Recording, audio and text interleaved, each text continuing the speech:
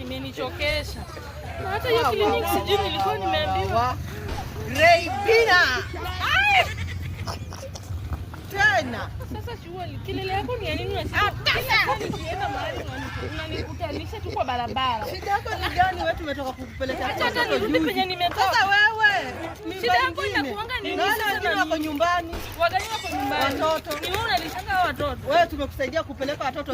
Yaani wewe tutakuwa tunakupelekea watoto shule wewe ukizaa.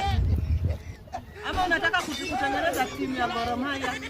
Vitu vingine zitakangi kidogo. Unanipigia kelele na umetuchokesha bana. Unapigia mtoto wangu hata kelele kwa tumbo wako hapa hata sasa unaniambia pale unajua maneno ya family planning na wewe. Unapigia mtoto wangu kelele. Enda kapange uzazi. Sasa hizi ni gani? Napanga uzazi wewe umezaa ngapi ndio ushinde ukiniambia hapa. Hebu acha nijaze dunia wewe.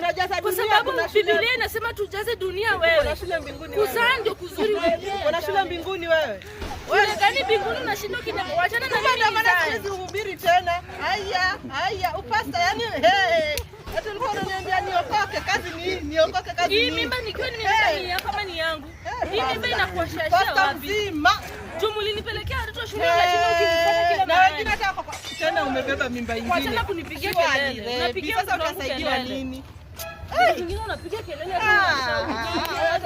ni nini sasa? Nipatie hata chai. Chai gani? Chai gani? Wewe na hii uchumi wa Kasongo, wewe enda sasa.